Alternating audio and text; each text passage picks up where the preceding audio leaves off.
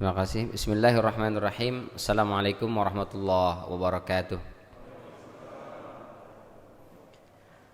Alhamdulillah. Alhamdulillahi rabbil alamin. Wal aqibatu lil muttaqin. Wala udwana illa ala zalimin. Wassalatu wassalamu ala ashrafil anbiya'i wal mursalin. Sayyidina wa maulana Muhammadin. Wa ala alihi wa ashabihi. Wa man tabi'ahum bi ihsanin ila yaumiddin. Asyhadu an la ilaha illallah wahdahu la syarika la wa asyhadu anna Muhammadan abduhu wa rasuluhu alladzi la nabiyya wa la rasula ba'dah. Laqad qala Allah ta'ala fi kitabihil karim ba'da a'udzu billahi minasy syaithanir rajim. Ya ayyuhalladzina amanu taqullaha haqqa tuqatih wa la tamutunna illa wa antum muslimun. Amma ba'd fa inna asdaqal hadithi kitabullah wa khairal hadyi hadyu Muhammadin sallallahu alaihi wasallam. Allahumma iftah lana abwabal ilmi wa akrimna binuril fahmi wa sahhil akhlaqana bil hilmi. Allahumma yassir wa la tu'assir fa inna taysira kulli asirin yasirun alaik. Bapak Ibu hadirin sidang jamaah salat subuh rahimani wa rahimakumullah. Alhamdulillah, segala puji serta syukur selalu dan senantiasa kita panjatkan kehadirat Allah Subhanahu wa taala. Mudah-mudahan kita semua selalu dalam penjagaan Allah, dijauhkan dan dilindungi dari berbagai macam mara bahaya dan musibah.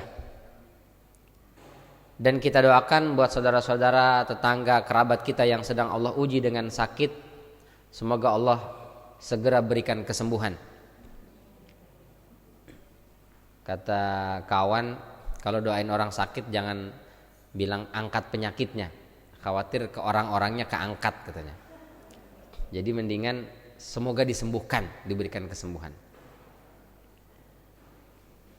Salawat beriring salam tak lupa kita sampaikan kepada junjungan kita Nabi besar Muhammad sallallahu alaihi wasallam, kepada keluarga beliau, kepada para sahabat beliau, dan juga kepada para pengikutnya, yang mudah-mudahan kita semua yang hadir di sini dan keluarga kita dimanapun berada masuk ke dalam barisan pengikut Rasulullah sallallahu alaihi wasallam yang besok di yaumul qiyamah. Mudah-mudahan kita semua bisa mendapatkan syafaat dari beliau.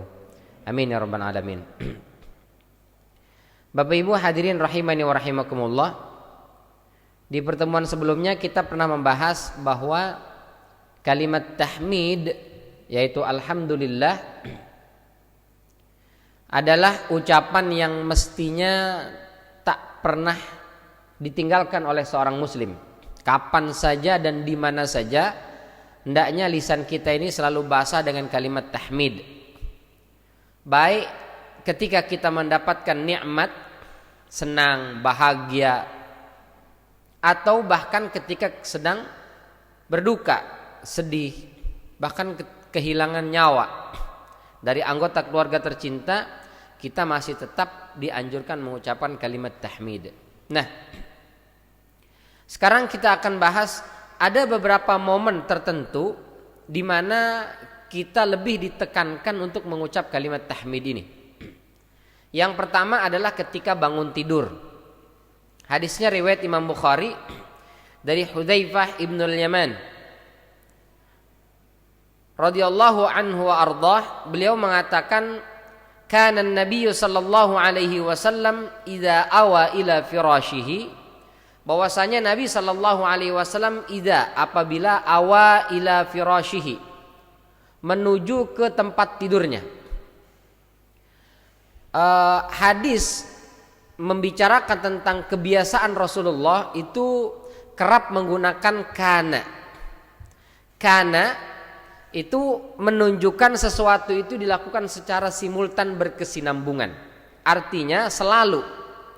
Jadi Rasul sallallahu alaihi wasallam itu selalu kalau mau tidur membaca doa bismika. Apa baca doanya? Bismika Allahumma ahya wa amut, apa amutu wa ahya. Ada dua riwayatnya. Tapi dalam riwayat Bukhari ini, dan itu lebih sahih, adalah bismika amutu wa ahya. Dengan namamu ya Allah aku mati, dan dengan namamu ya Allah aku hidup. Ini doa mau mati apa mau tidur? Kenapa kita bilang dengan namamu ya Allah aku mati, dan dengan namamu ya Allah aku hidup. Tidurnya mana? Kenapa nggak bilang dengan namamu ya Allah aku tidur, dengan namamu ya Allah aku bangun, tapi justru dengan namamu ya Allah aku mati, dan dengan namamu ya Allah aku hidup. Karena memang tidur itu semi kematian. Dalam surat Az-Zumar ayat 42 Allah katakan, Allahu yatawaffal anfus hina mautiha wallati lam tamut fi manamiha. Allah lah yang memegang nyawa manusia kapan? Hina mautiha, ketika orang itu mati. Wallati lam tamut, dan orang yang belum mati kapan? Fi manamiha, ketika dia tidur. Jadi orang mati dengan orang tidur statusnya sama. Bedanya kalau yang meninggal itu ruhnya nggak dibalikin lagi. Tapi kalau tidur dibalikin lagi apa enggak? Balikin lagi. Kalau nggak dibalikin lagi nggak bangun-bangun kita. Itu karenanya begitu kita terbangun, pertama kalimat yang keluar dari lisan kita adalah Alhamdulillah alladzi ahyana ba'dama amatana wa ilaihin nusyur. Ya Allah, alhamdulillah, segala puji bagimu ya Allah yang telah menghidupkanku setelah barusan kau wafatkan aku. Kapan? Ketika tidur. Gitu. Maka bersyukur kita masih bisa melek, Bapak Ibu. Bangun tidur, ya Allah alhamdulillah saya masih hidup ternyata. Karena betapa banyak orang yang begitu memejamkan mata, itulah kali terakhir dia menutup mata dan tidak buka-buka lagi sampai hari kiamat. Maka begitu kita bangun, alhamdulillah, ini ucapan pertama. Banyak orang yang tidak menyadari nikmat bisa tidur dan bangun itu sebagai karunia dari Allah Subhanahu wa taala. Biasa aja dia bangun tidur. Oh, jam berapa sekarang? Jam 4:30. Masih lama subuh. Ntar aja lah. Bangun-bangun jam 7. Biasa aja dia. Tidak bersyukur kepada Allah Subhanahu wa taala bahwa bisa bangun itu adalah nikmat yang luar biasa. Terbuka matanya itu nikmat yang begitu luar biasa. Maka kalimat pertama yang diajarkan oleh baginda sallallahu alaihi wasallam adalah alhamdulillah. Nah, itu harus kita ucapkan tuh. Bersyukur, Masya Allah. Karena betapa banyak orang yang menyanyiakan nikmat ini, kesempatan ini. Karena apa? Karena setiap hari juga tidur dan setiap hari juga bangun dari tidur. Ya udah biasa aja, nggak ada yang istimewa. Bangun tidur itu akan terasa istimewa begitu kita membangunkan suami, istri, orang tua, anak, kerabat, dan dia tidak bangun-bangun lagi. Di situ baru kita, ya Allah. Saya pernah bawa jamaah umrah. Waktu itu ada city tour di Mekah. Bapak Ibu, kita city tour ditunggu jam 7 di lobi. Ada salah seorang jamaah datang, Ustadz, saya mau izin, boleh nggak saya nggak ikut? Kenapa Pak? Saya dari jam 12 Ustaz itu tawaf, sa'i, tahajud untuk mengejar bisa dapat cium hajar aswad sampai subuh, nggak tidur saya Ustaz. Selesai subuh nggak tidur. Saya kayaknya butuh istirahat nih, mau tidur. Oh ya sudah kalau begitu, silakan Pak. Istirahatlah beliau, selesai sarapan beliau istirahat tidur. Kita berangkat bersama jamaah yang lain. Begitu pulang, biasanya kan selesai city tour kan udah salat zuhur tuh, maksud udah azan zuhur. Sebagian jamaah itu ya langsung ke masjid biasanya. Ada sebagian karena mau biasanya ada yang umroh kedua balik ke hotel dulu. Yang balik ke hotel itu bangun ini si bapak tadi nih, Pak bangun Pak, zuhur Pak, makan siang. Enggak bergeming, Pak enggak bergeming, tidur. Pak jadi begini. Begitu dibuka selimutnya dingin sudah tangannya, sudah kaku. Ustaz. Subhanallah. Begitu kita cek, panggil tim kesehatan, sudah meninggal. Subhanallah. Itu tidur terakhir dan sudah tidak bangun-bangun lagi. Maka kita yang masih Allah berikan kesempatan nih, melek mata kita nih, alhamdulillah. Dan bentuk syukur kita karena kita bisa melek bangun dari tidur kita adalah kita gunakan untuk beribadah kepada Allah Subhanahu wa taala. Yang bangun sebelum azan subuh masih sempat 2 rakaat tahajud, tambah 1 rakaat witir minimal kalau sudah mepet. Ustaz udah mepet banget, tinggal 2 menit ini, udah nggak sanggup lagi nih tahajud, witir pun udah nggak kekejar, maka cukup baca istighfar. Wabil ashari hum yastaghfirun. Di waktu sahur mereka beristighfar. Karenanya para ulama mengatakan kalau Anda bangun sebelum subuh nggak sempat tahajud, nggak ada waktu lagi untuk witir, istighfar. Astagfirullahaladzim, astagfirullahaladzim. Karena waktu yang paling baik istighfar itu adalah waktu sahur. Wabil ashari hum yastaghfirun. Di waktu sahur itulah mereka beristighfar. Ini tahajud kagak, istighfar pun enggak. Begitu bangun langsung. Sekarang Piala Euro apa lawan apa ya? Skornya berapa ya? Kurang bersyukurnya. Itu pertama. Yang kedua, momen kita disunnahkan mengucapkan kalimat tahmid adalah selesai makan. Dalam surat Al-Baqarah ayat 172, Allah Subhanahu wa taala memerintahkan kepada kita nih.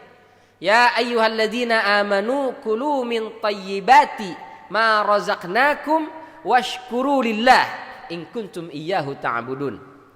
Hai orang-orang beriman, makanlah min thayyibati ma razaqnakum. Standarisasi makanan buat muslim ada dua, halal dan juga thayyib. Kita makan itu bukan cuma halal tapi juga harus thayyib. Apa bedanya Ustadz? Kalau halal timbangannya syariat, boleh atau tidak boleh, syariat. Ada enggak ayat yang mengharamkannya?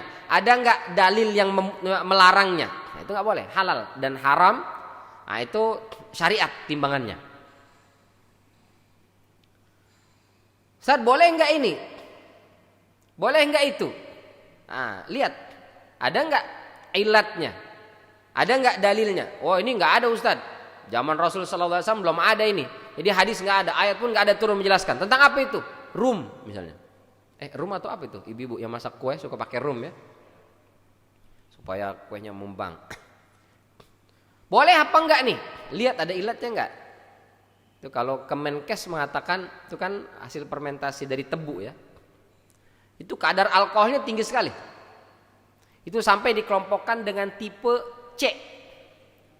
Tipenya tipe C itu. Haram. Hati-hati itu. Haram.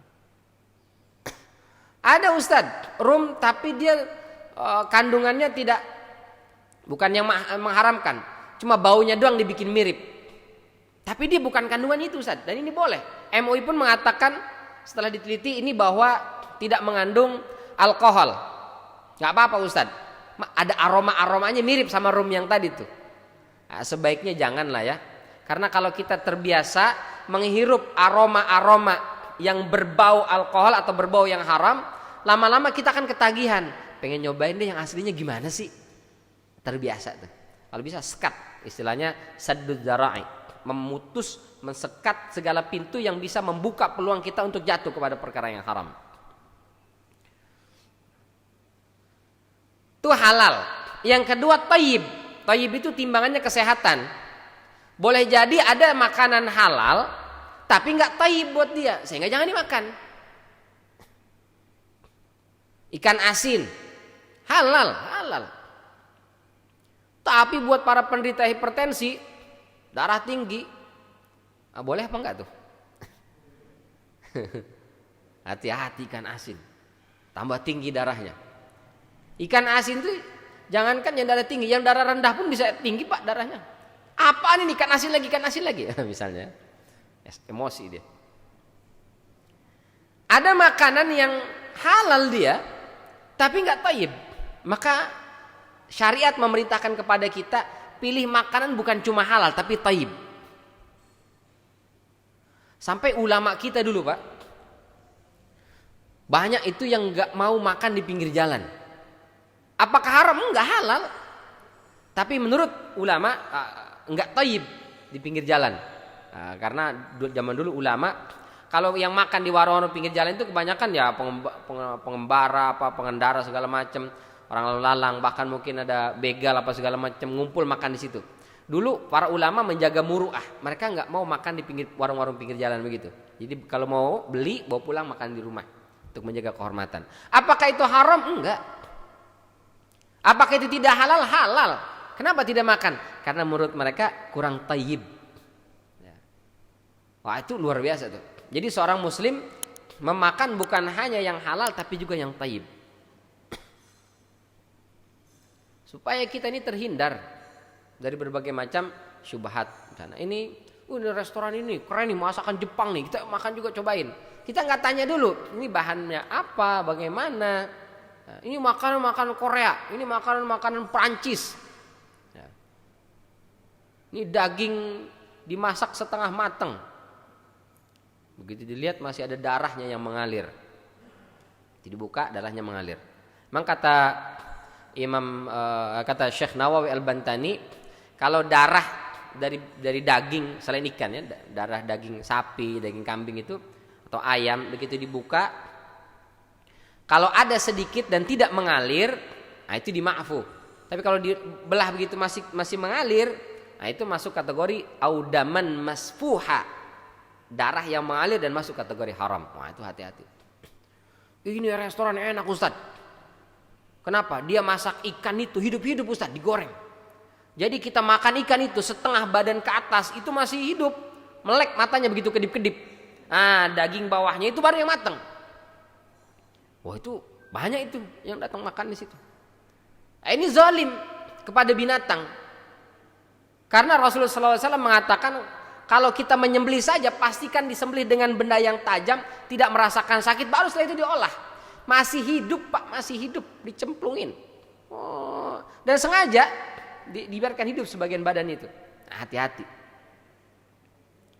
Orang muslim diperintahkan oleh Allah Subhanahu wa taala untuk memilah dan memilih makanannya. Kenapa? Karena setiap makanan yang masuk dalam tubuh kita, kalau dia dari yang haram, kata Rasulullah, kullu lahmin nabata min syuhtin fannaru aula biha. Setiap daging kita yang tumbuh dari makanan yang haram, maka api neraka yang berhak untuk melahap daging itu. Yang kedua, orang yang makan makanan yang haram bukan hasil mencuri, bukan. Tapi dia makan tidak seleksi, tidak selektif. Dari mana dilihat sumber makanannya itu, hati-hati, itu bisa menyebabkan doa-doanya tidak dijabah oleh Allah Subhanahu wa taala.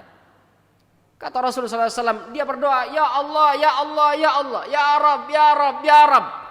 Tapi ma'kalahu haram, mashrabahu haram, malbasahu haram, anna yustajabulah. Dia makan dari yang haram atau dia memakan yang haram. Dia minum dari yang haram atau dia meminum yang haram. Dia memakai pakaian dari yang haram atau dia memakai pakaian yang haram. Anna yustajabulah. Bagaimana mungkin akan dijabah doa-doanya? Ustaz, kenapa Covid nggak berhenti-berhenti? Umat Islam berdoa, setiap hari berdoa. Kenapa tidak juga Allah ijabah? Jangan-jangan doa kita memang kita ucapkan, memang kita lantunkan, mungkin berlinang air mata darah sekalipun, tapi lupa kita menjaga makanan. Lupa kita menjaga konsumsi yang kita masukkan ke dalam tubuh kita, dan itu membuat doa-doa kita belum dijabah oleh Allah Subhanahu wa taala. Nauzubillah min dzalik. Jadi selektif. Nah, sudah selektif kita memilih makanan, setelah itu jangan lupa baca bismillah. Selesai baca bismillah, selesai makan, lalu kata Allah, washkuru lillah in kuntum iyyahu ta'budun. Kalau kalian ngaku menyembah Allah, selesai makan jangan lupa bersyukur kepada Allah. Maka selesai makan kita baca alhamdulillah. Sederhana banget ini. Rutinitas kebiasaan yang dilakukan oleh anak cucu kita. Tapi dampaknya dahsyat luar biasa. Kenapa? Karena kalau orang, mohon maaf, terbiasa memulai makan minum dengan baca basmalah dan selesai makan dan minum membaca basmalah, maka otomatis dia akan langsung menyeleksi makanan-makanan yang layak dan boleh dikonsumsi, dan dia akan meninggalkan makanan dan minuman yang tidak layak untuk dikonsumsi. Kenapa? Kalau dia tahu hasil haram, hasil mencuri, dia malu untuk baca bismillah. Bismillahirrahmanirrahim. Aduh, ini saya makan di restoran mahal ini kan sebetulnya untuk menggolkan proyeksi ini yang ilegal. Baca bismillah jangan ini. Nah, dengan baca bismillah mikir-mikir dia. Kita hanya akan yakin pede membaca bismillah dan mengucap alhamdulillah ketika selesai makan itu kalau kita yakin makan ini halal 100%. Tapi kalau haram, ini ragu-ragu nih, baca bismillah, ngucap alhamdulillah. Aduh, saya baca bismillah, ngucap alhamdulillah, tapi makan ini haram ini. Saya beli dari harta yang haram. Saya makan di restoran yang enggak jelas ini status sertifikat dari MUI enggak ada. Dari situ kita akan langsung seleksi. Oh, ini enggak. Ini yang kita makan. Jadi membiasakan kalimat bismillah dan alhamdulillah, itu akan menyeleksi. Ada nggak orang mau mencuri baca bismillah? Bismillahirrahmanirrahim, mudah-mudahan nggak bangun ini yang punya rumah. Nggak ada. Kenapa? Otomatis kalimat bismillah itu akan menggiring kita untuk hanya melakukan yang baik-baik. Kalimat tahmid itu akan menyeleksi kita meninggalkan perbuatan-perbuatan yang nggak benar. Itu pasti. Kalau kita terbiasa baca bismillah, itu terbiasa kita hanya memakan yang baik-baik. Itu pasti itu. Makanya orang tua kita dari kecil itu diajarin baca bismillah, nak, pakai tangan kanan, bismillah tangan kanan. Itu bukan hanya sekedar ngomong bismillah, tapi itu akan menjadi karakter kita. Ini makanan nggak layak saya baca bismillah ini untuk mengkonsumsinya. Kenapa? Haram. Ini nggak layak nih saya baca alhamdulillah nih makannya. Kenapa? Ini nggak benar. Nah, dari situ kita akan jadi seleksi. Kayak maaf banget ini, maaf banget. Rokok misalnya. Pakai bismillah nggak sih itu? Nggak pakai kayaknya Pak ya. Pegangnya aja pakai tangan kiri. Ini mohon maaf banget. Kayaknya nggak ada orang Pak, seringan-ringannya itu makanan dimakan sambil nongkrong di WC. Bakwan misalnya nih, makan bakwan pakai lontong, sambil nongkrong di WC, kayaknya nggak ada itu. Kerupuk dah, mohon maaf kerupuk. Lagi nongkrong di WC sambil makan kerupuk, ngemil kerupuk, kayaknya nggak ada tuh. Kenapa? Karena nggak matching. Ini makanan, ini bersih nih, masa di bawah ada yang keluar kotoran, nggak cocok. Tapi kalau rokok mah cocok ya Pak ya. Sambil ngerokok itu. Berarti dia 11-12 tuh rokok sama yang di bawah tuh. Nauzubillah min dzalik. Mohon maaf nih, maaf banget ini yang rokok. Kalau begitu mulai besok Ustadz, kalau ngerokok saya baca bismillah. Bukan itu maksudnya. Maksudnya dengan kita membiasakan baca bismillah dan selesainya membaca alhamdulillah, kita akan mulai meninggalkan hal-hal yang ini kayak nggak pantas ini. Di awali bismillah, di akhir alhamdulillah, ini nggak pantas ini. Nah, ini nggak cocok ini. Nah, gitu maksudnya. Bukan berarti mulai sekarang kalau gitu kalau saya mau korupsi saya baca bismillah Ustaz. Selesai korupsi alhamdulillah. Bisa juga saya korupsi 7 triliun misalnya. Itu nggak benar, nauzubillah min dzalik. Baik. Apa Ustaz manfaatnya? Efeknya kalau kita baca kalimat tahmid selesai makan. Ini hadisnya riwayat Imam Muslim. Dari Anas bin Malik radhiyallahu anhu wa ardhah. Qala Rasulullah sallallahu alaihi wasallam. Telah bersabda Rasul sallallahu alaihi wasallam, "Innallaha azza wa jalla la yarda 'anil 'abdi an ya'kula al-aklata fayahmadallaha 'alaiha aw yashraba asy-syurbata fayahmadallaha 'alaiha." Kata Rasul sallallahu alaihi wasallam, Allah itu ridha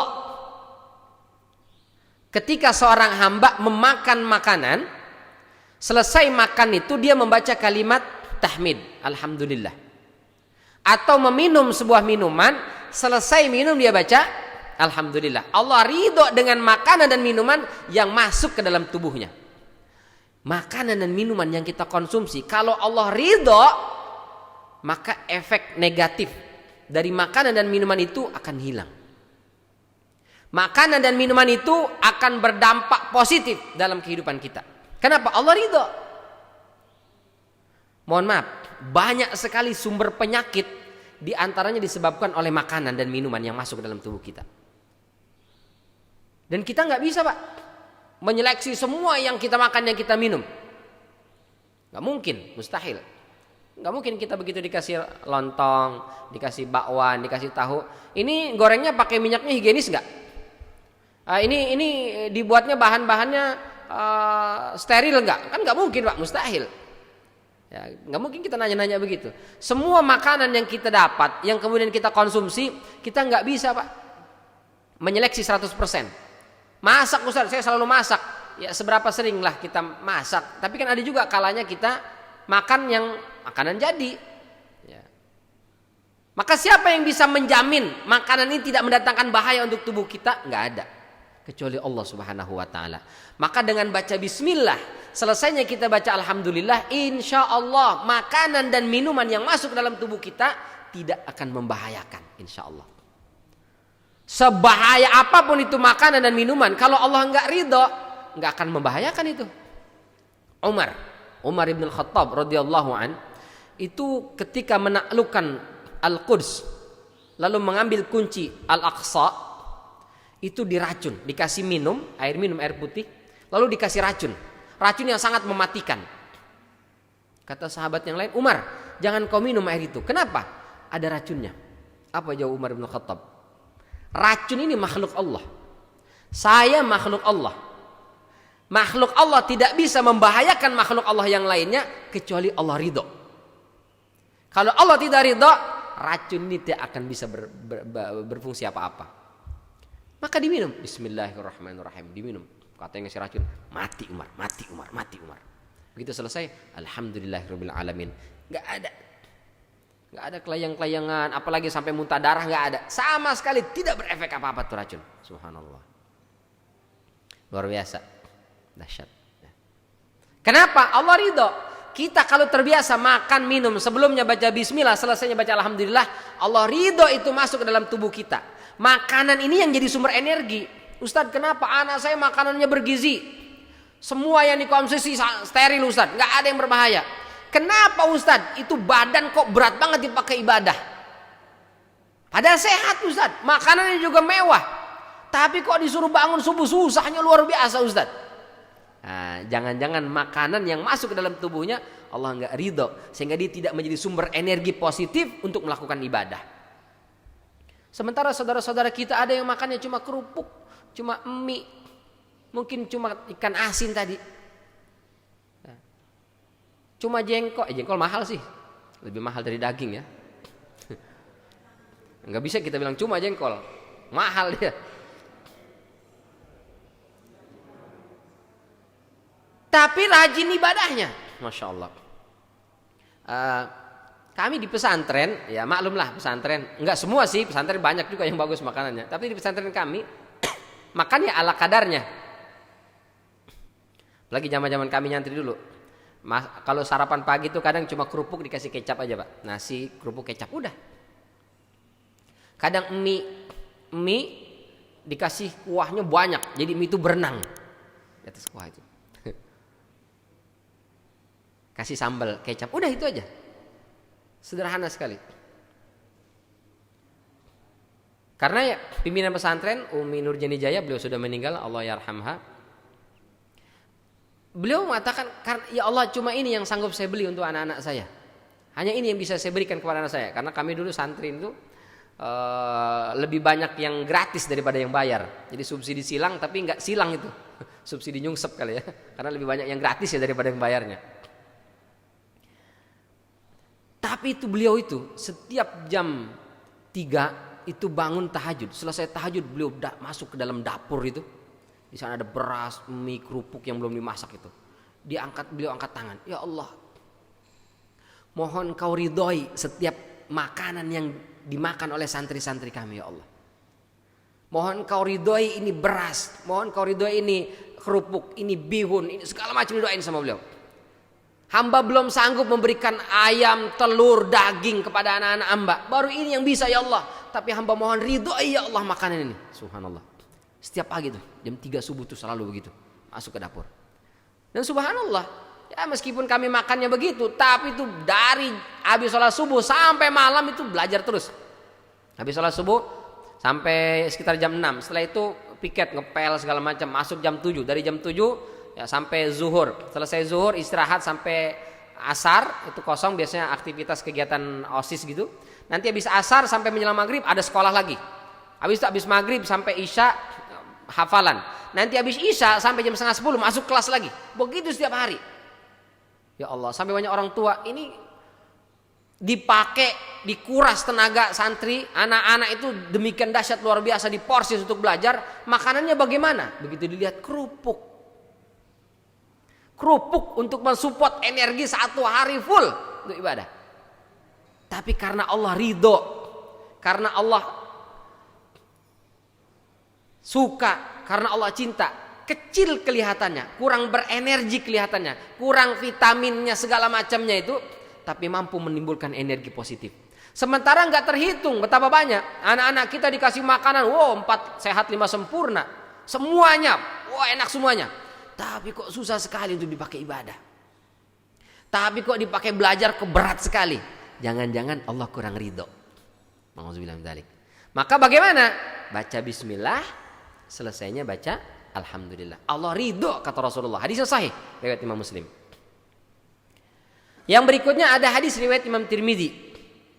Kata Rasulullah sallallahu alaihi wasallam, "Man akala ta'aman faqala," barang siapa yang memakan makanan lalu selesai makan dia membaca doa, "Alhamdulillahilladzi at'amani hadza wa razaqanihi min ghairi haulin minni wala quwwah." Apa doanya? Alhamdulillahilladzi at'amani hadza wa razaqanihi min ghairi haulin minni wala quwwah. Itu dibaca. Apa kata Rasulullah? Riwayatnya Imam Tirmidzi, "Ghufira lahu ma taqaddama min dzambih." Dosa-dosanya digugurkan oleh Allah. Makan, selesai makan, sebelum makan baca bismillah, selesai makan kita baca doa ini, dosa-dosa kita berguguran. Subhanallah, enak gak tuh? Luar biasa. Ghufira ma taqaddama min dzambi, dibersihin dosanya. Cuma lewat makan, selesai makan baca doa. Masya Allah.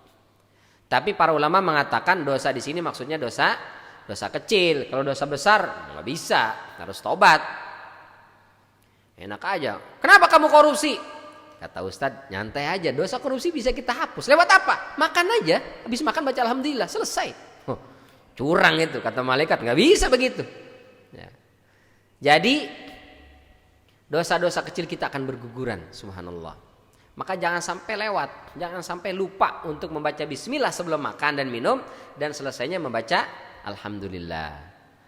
Kebanyakan kita baca doa ini itu kalau makannya berat. Apa makan berat? Nasi lah ya, bukan batu, besi bukan. Kalau yang makanan ringan kadang lupa kita tuh. Jadi kalau makannya nasi dengan lauk pauk, ayo jangan lupa baca doa bismillahirrahmanirrahim. Selesainya alhamdulillahirabbil alamin atau alhamdulillahilladzi at'amani hadza wa razaqanihi min ghairi haulin minni wala quwwah. Itu yang kita baca. Tapi kalau cuma minum aqua, disebutlah mereknya, cuma minum air. Atau cuma ngeteh, cuma ngopi, kadang lupa tuh. Ini kan cuma makan lontong satu, cuma tahu, cuma bawa, lupa tuh Pak. Yang kecil-kecil itu suka lupa tuh baca bismillah dan baca alhamdulillah. Mestinya nggak boleh lupa, karena boleh jadi penyakit datang justru yang kecil-kecil itu. Dia cuma ngemil sedikit, muntah-muntah, aduh, ternyata dia makan mangga, irisan mangga yang sudah nggak sehat misalnya. Dia cuma makan tahu yang udah basi, satu saja tapi bisa menyebabkan penyakit. Jadi mestinya kita seorang muslim, semua yang masuk dalam tubuh kita, mau makanan berat, mau makanan ringan, mau makanan besar, mau makan kecil, tetap baca bismillah, selesainya baca alhamdulillah. Dan ini kita biasakan bagi diri kita dan juga anggota keluarga kita, sehingga mudah-mudahan dengan begitu Allah jaga dan selamatkan kita dari berbagai macam penyakit. Paling banyak penyakit ditimbulkan dari makanan, itu paling banyak itu. Maka kita butuh penjagaan Allah, dan diantara cara mengundang penjagaan Allah supaya selamat dari bahaya lewat makanan dan minuman, baca bismillah, selesainya baca alhamdulillah. Yang ketiga, momen kita disunnahkan membaca kalimat tahmid adalah ketika sholat. Ketika sholat. Kapan itu? Yaitu ketika i'tidal. Sami'allahu liman hamidahu. Semua komando pakai takbir. Allahu akbar. Allahu akbar. Sujud, Allahu akbar. Bangkit dari sujud, Allahu akbar. Sujud lagi, Allahu akbar. Mau tahiyat, Allahu akbar. Satu-satunya gerakan komandonya bukan takbir, yaitu Sami'allahu liman hamidah. Kenapa? Pernah dapat pertanyaan dari cucunya enggak? Bapak Ibu, Kong, kenapa kalau sholat semua baca takbir, pas i'tidal Sami'allahu liman hamidah? Kenapa Kong? Oh iya, kenapa ya? Engkong kan udah tua, lama hidupnya. Udah puluhan tahun, masa nggak tahu? Iya, aku juga nggak tahu ya. Kenapa ya? Kenapa? Karena di situ momen kita diperintahkan untuk banyak bertahmid, memuji Allah Subhanahu wa taala. Kapan itu? Ketika i'tidal. I'tidal adalah momen kita memanjatkan puji-pujian kepada Allah Subhanahu wa taala. Maka ketika i'tidal yang dibaca tahmid. Rabbana walakal hamdu mil'us samawati wa mil'ul ardi wa mil'u ma syi'ta min syai'in ba'du. Itu kalimat tahmid. Itu yang diajarkan oleh Rasulullah SAW. Sami'allahu liman hamidah. Allah mendengar setiap hamba yang menyanjung, memuji dan memuja Allah Subhanahu wa taala. Maka i'tidal itu adalah momen kita memuji, menyanjung dan mengagungkan Allah Subhanahu wa taala dengan kalimat-kalimat tahmid. Maka jangan sampai kelewat itu. Allah liman hamidah, Allahu akbar. Apa yang dibaca tadi? Belum sempat Ustaz, udah keburu sujud. Nah, rugi. Bahkan pernah ya ada riwayat nih dari Rifa'ah Ibnu Rafi' dikeluarkan oleh Imam Bukhari. Beliau mengatakan kunna yauman nusalli wara'a Rasulillah sallallahu alaihi wasallam. Kami itu dulu salat bersama dari Rasul sallallahu alaihi wasallam, salat berjamaah. Falamma rafa'a ra'sahu min ar-rak'ah, ketika Rasul mengangkat kepala dari ruku, maksudnya i'tidal, sami'allahu liman hamidah. Kan doa yang diajarkan Rasulullah apa? Rabbana lakal hamdu mil'us samawati wa mil'ul ardi wa mil'u ma syi'ta min syai'in ba'du. Tiba-tiba qala rajulun wara'ahu. Ada salah seorang jamaah sahabat baca doanya beda. Apa doanya? Rabbana walakal hamdu hamdan tayyiban hamdan katsiran tayyiban mubarakan fih. Itu yang dibaca sama dia. Rasul ngajarinnya Rabbana walakal hamdu mil'us samawati wa mil'ul ardi wa mil'u ma syi'ta min syai'in ba'du. Dia bacanya Rabbana walakal hamdu hamdan katsiran tayyiban mubarakan fih. Beda nih. Kedengaran oleh Rasulullah. Falamman sarafa, begitu selesai salat, Rasulullah sallallahu alaihi wasallam menoleh ke belakang lalu bertanya, "Manil mutakallimu anifan?" Tadi saya dengar ada baca doa i'tidal beda dengan doa yang saya ajarkan. Siapa itu? Nah, ini kebiasaan Rasulullah. Kalau ada sahabat melakukan perbuatan yang kurang baik, Rasul nggak perlu tahu siapa pelakunya. Tapi kalau ada perbuatan bagus, baik, positif, Rasul mesti tahu siapa pelakunya. Ini akhlak. Beda sama kita. Kalau ada perbuatan buruk mesti tahu. Ini siapa pelakunya. Ya. Contohnya pernah Rasul sallallahu alaihi wasallam bersama para sahabat sholat berjamaah. Tiba-tiba ada yang terlepas, ngampos. Suara nggak ada. Baunya yang antem. Satu jamaah itu cium semua. Termasuk Rasulullah sallallahu alaihi wasallam. Lagi sholat dan nggak ada yang keluar dari jamaah. Ini yang kentut siapa? Jin atau siapa nih? Kenapa begitu? Karena kalau dia batalin sholatnya keluar ketahuan. Ternyata makan apa tuh orang, bau banget kentutnya kan? Akhirnya ditahan sama dia sampai selesai. Nggak wudu Pak. Maka Rasul menoleh ke belakang. Rasul nggak, siapa yang buang angin? Siapa yang nggak ada. Subhanallah, akhlak Rasulullah. Apa kata Rasulullah? Idza fasa ahadukum fis shalah. Fasa itu artinya kentut tanpa suara. Mungkin dari soalnya gitu kali ya. Jadi kentut itu kalau yang tanpa suara fasa. Kalau yang ada suaranya durot. Nah, mungkin dari suara juga Pak, durot ya. Makanya ketika azan berkumandang dan iqamah, setan lari terbirit-birit wa alaihi durot sampai terkentut-kentut. Nah, kentutnya bunyi tuh, durot gitu. Cuma nggak dengar, kalau kita dengar kita yang kabur. Apa kata Rasulullah? Idza fasa ahadukum fis shalah. Apabila di antara kalian ada yang kentut, meskipun nggak ada suaranya, tapi yakin itu adalah kentut dari baunya yang luar biasa. Apa kata Rasulullah? Falyansarif, keluar dari jamaah. Wal yatawadda, habis itu wudu lagi. Wal yu'idi shalah, habis itu ngulangin salatnya. Jangan diterusin. Cukup sampai di situ. Rasul nggak perlu tahu siapa nggak perlu. Pernah Rasul dan para sahabat berkunjung ke rumah salah seorang sahabat, dikasih hidangan makan. Jadi makan sebelum zuhur, kasih makan. Di antara hidangan itu adalah daging unta. Mungkin kalau ada jamaah yang pernah makan daging unta, selain keras, dia agak panas, Pak.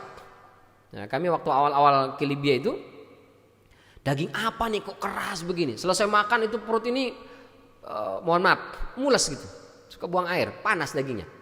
Ternyata dikasih tahu itulah daging unta, jadi agak panas dagingnya. Jadi Rasul dan para sahabat makan nih daging unta itu, makan nasi dan daging unta.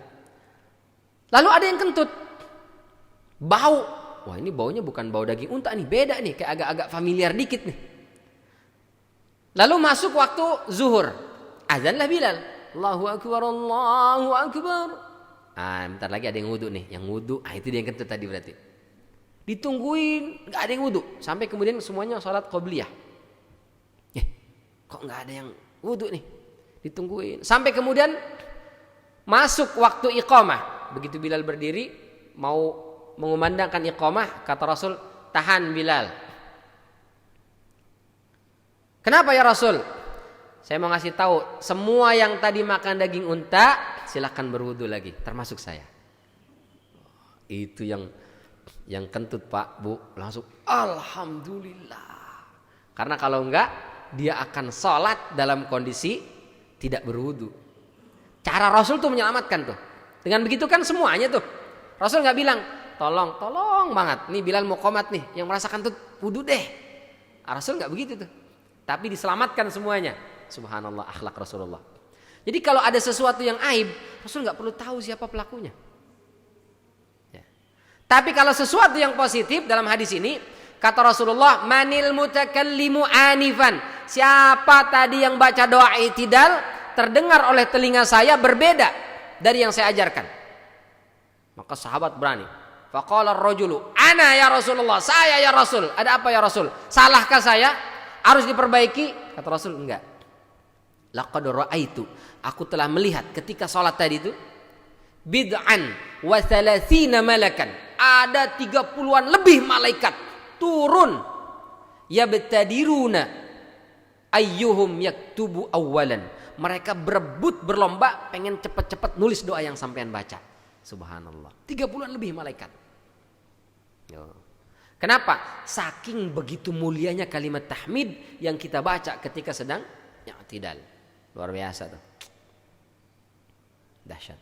Jadi kalau i'tidal mana yang kita baca Ustaz? Boleh dibaca Rabbana walakal hamdu mil'us samawati wa mil'ul ardh dan seterusnya. Boleh kita baca Rabbana walakal hamdu hamdan katsiran thayyiban mubarakan fi. Yang mana Ustaz yang malaikat turun 30-an lebih? Semuanya sama. Ya, hadis ini menunjukkan bahwa kalimat tahmid ketika salat dibaca itu begitu dahsyat dan luar biasa. Baik. Yang keempat, kapan kita disunnahkan membaca kalimat tahmid? Selesai salat. Kalau tadi ketika salat, sekarang selesai salat. Riwayatnya Imam Muslim, an Abi Hurairah radhiyallahu anhu qala, dari Abu Hurairah semoga Allah meridainya telah berkata, telah bersabda Rasulullah sallallahu alaihi wasallam, man sabbaha 33 tasbihatan. Barang siapa yang bertasbih sebanyak 33 kali selesai salat. Wa hamida 33, lalu bertahmid mengucapkan kalimat alhamdulillah 33 kali. Dalam riwayat lain ditambahkan wa kabbara 33 takbiratan, bertakbir 33 kali. Wa qala, lalu ditutup. Jadi tasbih subhanallah 33 kali, tahmid 33 kali, takbir 33 kali sama dengan 99 kali. Setelah itu ditambah la ilaha illallah wahdahu la syarikalah lahul mulku, terus walahul hamdu wa huwa ala kulli syai'in qadir. Itu kita baca setiap selesai salat. Apa yang kita dapat? Hadisnya sahih riwayat Imam Muslim, ghufirat dzunubuhu wa in kanat mithlu zabadil bahr. Semua dosa-dosanya meskipun sebanyak buih di lautan akan dihapus oleh Allah Subhanahu wa taala. Apa yang kita baca? Tasbih, tahmid, takbir, ditutup dengan kalimat tahlil setiap selesai salat. Ini sepele kelihatannya, sederhana, tapi banyak kita yang tidak mengamalkan. Selesai sholat langsung Allahumma lantas jalan. Selesai sholat langsung buka handphone. Lupa dia berzikir, lupa dia untuk bertasbih, bertahmid. Tapi kita baca, Ustadz saya terburu-buru Ustadz, selesai sholat harus jalan ini. Nggak apa-apa, tidak harus kita baca di tempat duduk selesai sholat. Ada meeting Ustadz, ada janji, atau di kantor cepet-cepet, atau di terminal, atau di stasiun harus cepet-cepet Ustadz, atau di bandara harus cepet-cepet. Silahkan selesai sholat Anda beranjak, tapi jangan berhenti lisan itu untuk mengucap Alhamdulillah, Subhanallah, Alhamdulillah, dan juga Allahu Akbar, dan juga kalimat tahlil. Karena apa? Dahsyat luar biasa, dihapuskan dosa dan kesalahan kita. Masya Allah. Baik, ini mungkin yang bisa kita sampaikan.